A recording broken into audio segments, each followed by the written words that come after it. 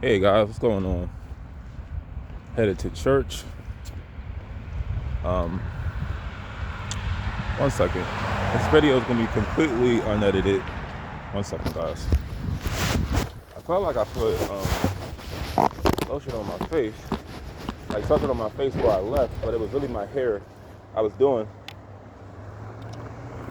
That's not my face, but thought that I had moisturized my face, but I didn't. But it's really getting cold out here. Getting pretty brisk. So I have a mask that I have, one of those COVID masks that was so in style. I wear mine now to protect my nose from the cold, because my nose was dripping yesterday. All right, that's better. Face felt a little dry for a second. Put my glasses back on too. Let's find my glasses. Yeah, I ironed my shirt. I didn't take my book bag because this is really going to be my first time. And oh, here they go. These pockets, there's nothing too. All right. Better, so I can, because I should have called the bus, the K bus at 8:39, but I didn't have enough time because I had to iron my shirt. And I already looked on the website to see what time the service start. So they were like 9:45. I'm like, that's cool. Walking, I should get there around that time because the bus will make me like 10 minutes late. I feel like though, see, they should always start like service with like a little monologue introduction. So coming 9:45, I feel like, well, the doors probably open around like 9 o'clock, 9:30. But they should be already, like, I mean, for people to just come in to get seated. I'm not going to come like super late, but I should make it on time. But in this video, if you can bear watching for however long this video, the duration of this video, I'm going to tell you my experience working for a company called Two Men and a Truck, or Two Men and a Truck, or Two Men in a Truck. Sometimes I kept calling it Two Men and a Truck, or in a truck. In is inside, and is also. So you also can sometimes when you hear the word two men in the truck, you think about the video Two Girls in One Cup. Anyway, let me tell you about my experience working there. I left my job yesterday. Some of my viewers on here, I told you through my community wall that I quit my job, I departed, and I'm gonna explain why I left my job. Because I'm the type of guy that's not gonna just leave a job. So first, let me just give you, because every time I leave a job or I have to go or something happens, I'll tell you my experience. I don't tell you where I work. But just give you a little introduction. I had some moving experience doing bellhop. I told you about my experience doing bellhop. It wasn't really great, but I tried my best to make it work out, and I was not getting sufficient amount of work. You know, they were only calling me once a week for jobs, and they were a enormous distance from where I live. Some were in Jersey, some were in Delaware. And then I see this moving company. I have experience, so I'm like, yeah, let me put my name in. Let me see if I can get a response. And I get a call back literally like a day or two later saying, hey, bring 2 forms of ID, come to this interview this time. And check this out. I came to the interview. I was really tired. I don't know what happened, but I guess I was really tired. Maybe I was nervous, but I didn't get no sleep that night. And well, maybe I was doing deliveries or something, but I didn't get much sleep at all. So I was actually late. I was 10 minutes late for the interview because I slept outside. I slept on this little bench they had near this like apartment complex. And then I finally woke up in enough time for the interview, 10 minutes late. And the guy who gave the interview, pretty cool dude. I didn't think I was going to get the job, because whenever they sort of start going to questions that are not really related to the employment, like the roles of the job, when they start asking you questions like, hey, what's your favorite sandwich? Do you like peanut butter? What's your favorite pet? What school did you go to? You know, where do you see yourself in 10 years? Stuff like that. It has nothing to do with the job. If they don't ask for your ID, if they don't say go to this location for this, I already assume you're not going to get the job. But when they said, we're going to run a background check and we'll take it from there, I was just like, okay, maybe I should get the job. But I didn't think I would get it because it's my driving record. So when I applied for a moving position. They were trying to condition me to be a driver. I didn't want to be a driver because I have no experience in driving. And with my condition, my seizures, and the fact that I can't drive at night, and I don't really do well when I'm not like familiar with the roads, it's like it's not going to really work out in my favor. So I really didn't think. I was trying to be positive. I just said, this is more money. This can be my way of getting out of debt a lot more swifter. You know, it can $20 an hour. That's not bad. But I was telling myself, like, I don't have no experience in driving. Like what? Because I've never driven a truck before. I've only driven my sedan, my old sedan, and my station wagon. So there they're gonna go. So a few days go by, I get the call. They're like, hey, everything is good. You're free. You're cool for the drive. Your record is clean, and we're gonna have you do orientation. It was like that next week, and I was like, okay. I wanted it to be like Friday, so I can maybe get paid the next week. But it was the next Monday. I had orientation. And orientation was like literally 3 days. So I do the orientation for the driving position, not the moving position. The first 2 days, the first day, they were just having us do like little physical tests, like lifting boxes. How long can you endure running a box to a truck in 5 minutes? How many boxes can you take off? How many boxes can you load on? We did push-ups and squats. I'm like, I passed the physical part. I thought I wasn't going to pass the driving clearance from the medical. So as a driver, you need a card that medically clears you to drive. And I felt like I was gonna, something medically related would hinder me from getting the driving job. But that wasn't really the case, because I was cleared to drive. I obtained a card, and all that was left was the driving part. And I was really nervous because I've never driven a big ass truck before. So I did the driving test, guys, and halfway through the test, I already knew like it was done, because it was like, so there was, I'm trying to remember. Okay, so one day there was like, this is when I felt like it was going to work out as a driver. I was good with like backing up. I was good with turning, parking, all that stuff. Not hitting the cones. Well, we would use boxes as our substitute. We didn't have any left cones, but I passed that part. It was really the road test that I fucked up on. I messed up on the road test. I got a little nervous because I've never driven a truck before. And really what stopped me was like the driving into the job. Like the last turn, I messed that up. Like I said, I've never driven trucks before. So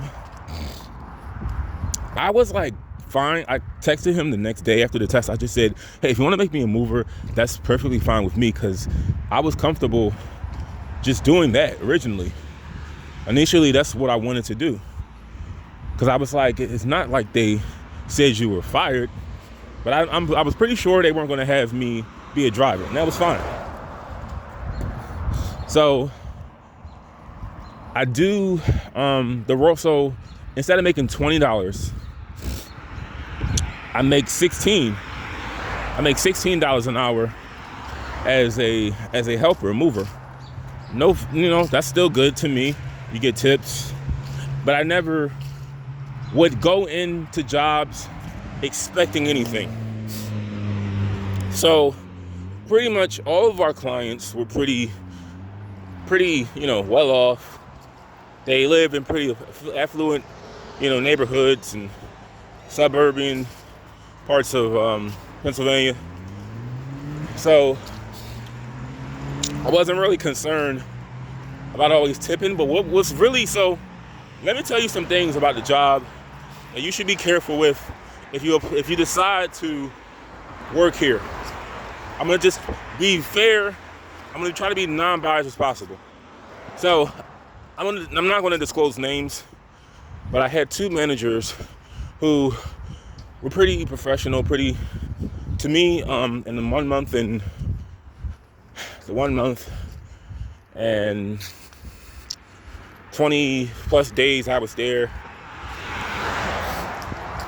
My two managers, they've never really done anything dirty, but I would hear stories working there of people constantly getting fired, people constantly complaining about their checks being short this amount of dollars.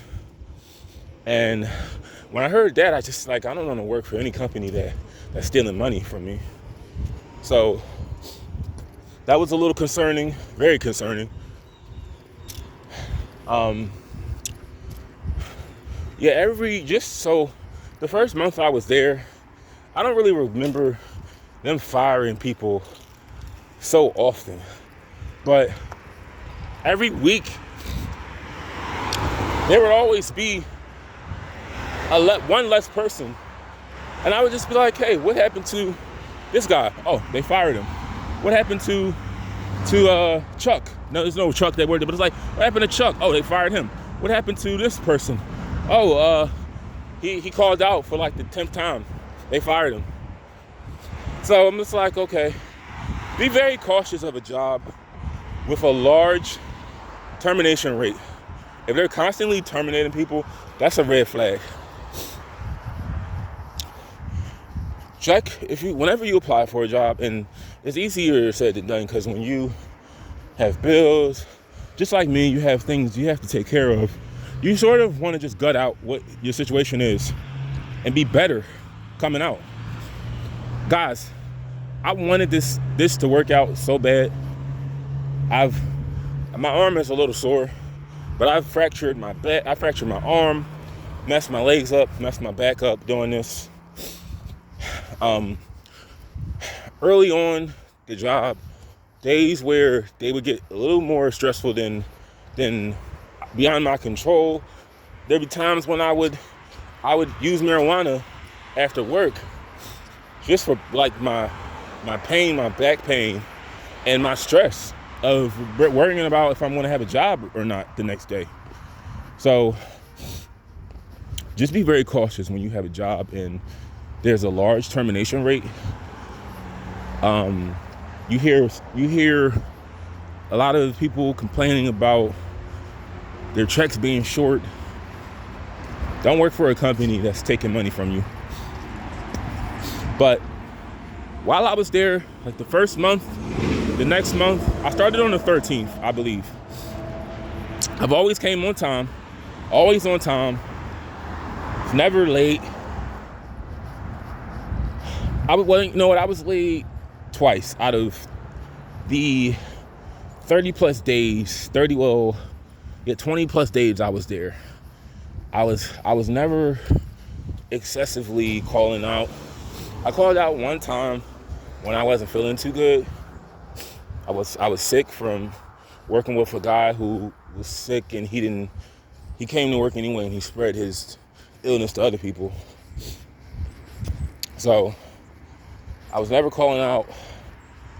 Come on time. I would wake up every morning, 4 o'clock, leave 5, get on the K bus, get on the regional rail, catch the 131, get there on time, get there 10 minutes early, first one there every day, ready to work. So here's some things. Let me just tell you the good things about the job. The pros of the job, good tips.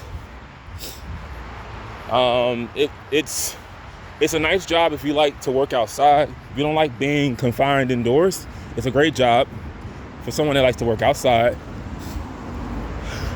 There's not really a whole lot of education requirements as well.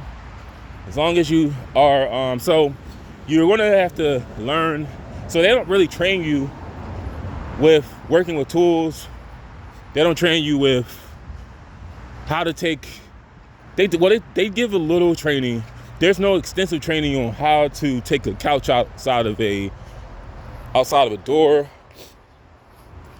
They assume that you're some big muscle-bound meathead that can lift 2 couches by solely alone. You have the knowledge of every screw and hardware. You have the expertise on driving, all the rules and regulations of the road. I mean, that's required, I believe, for driving. But there is no thorough training for being a helper. So you're going to have to basically just learn being around other drivers and helpers. So a lot of the time, taking the bed, so there were times I took apart a dresser, but I've yet to do a bed alone. And sometimes, I would rely solely on the driver to do the bed, while I would do whatever I could do by myself, taking outside. I was just learning how to load the truck up properly, because we did a training video yesterday, well, not yesterday, but Friday, on the procedures of loading a truck. Now we had to put a pad under the attic for like the really less enormous items, like pillows and anything light, couch cushions. We had to throw those on the attic. Boxes would go up front. Heavy items would go front. Everything light would go in the back. Strap everything down. I was just learning those things, because I would always rely solely on the driver, and I was like, I got to get out of the habit of that. So anyway, like I said, it's pros to the job. The cons to the job, once again, are your check. Depending on which branch you're at, your check will be missing funds that you work for. Another con is the drivers and movers at my branch will fluctuate. So you're not going to really work with a steady driver or helper. Sometimes they have people who they feel are good fits, so they put them together. But the most stressful part of this job was not the clients. It was my counterparts, my employees, my fellow employees, well, former employees, because there was about 3 people who I absolutely dreaded working with. And just about every day, I would be wondering, hey, am I working with this guy today? Am I working with this driver I worked with one time? Are we going to be working together? Because it's the concern for me being 30 years old is not really, well, it's my well-being, but my future. Because some people that they hire there, and it's so fine, but some people have done stints in prison. Some people are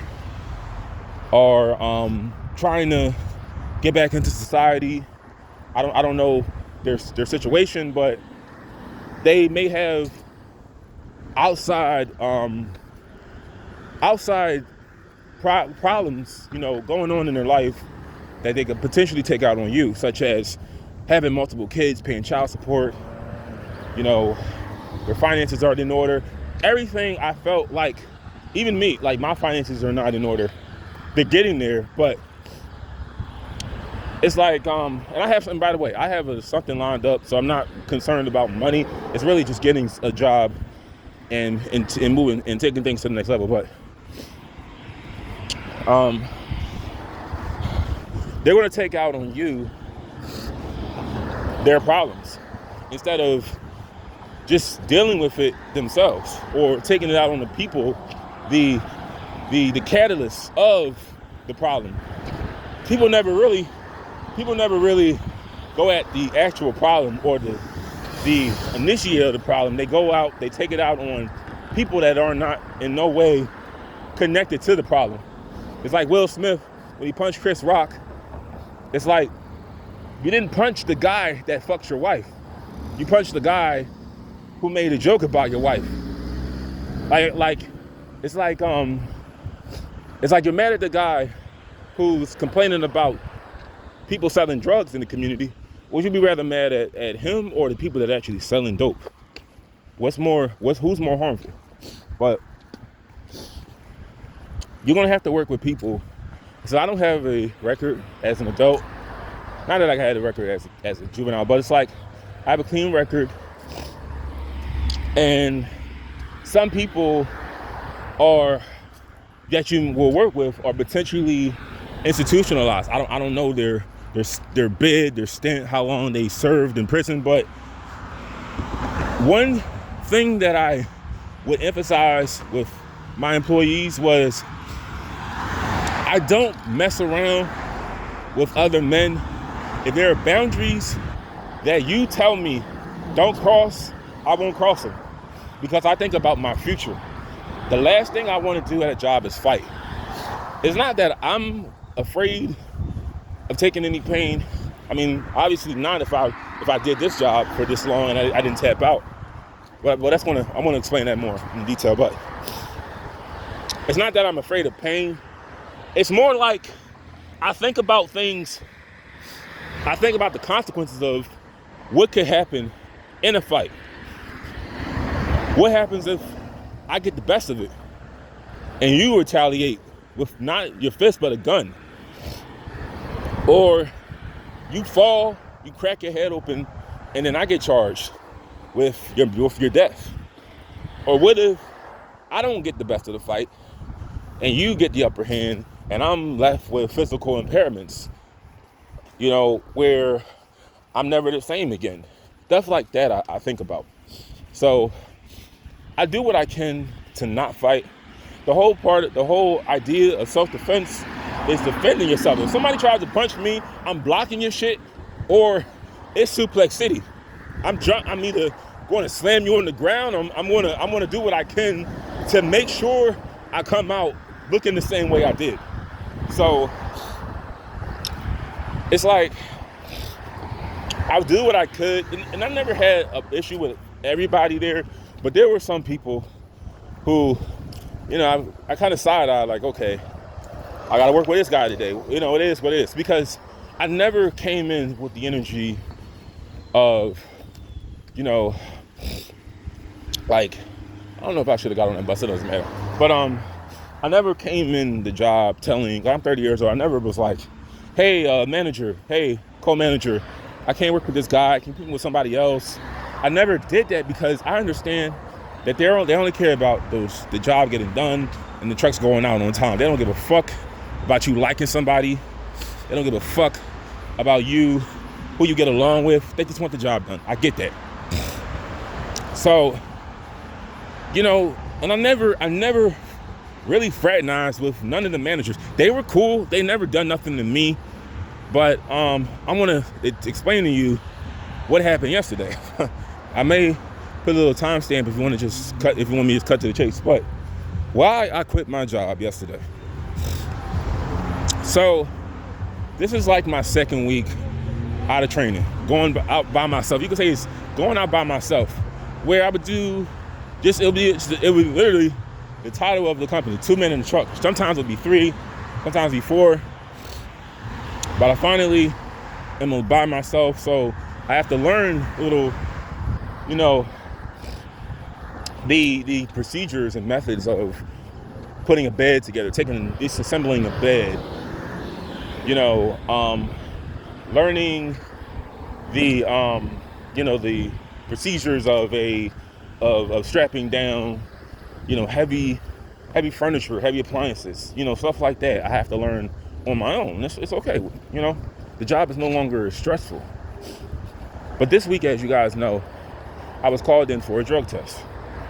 Lucky for me, saliva is present, marijuana is present, well, THC is present in the saliva for 1 to 3 days, depending on your usage. So I really should have got on that bus. I didn't know if something was coming or not. But anyway, I'm finally, getting the hang of things. Yesterday, they called me. You know what? I don't know how long this video is going to take to load, so I'm going to do another part of this.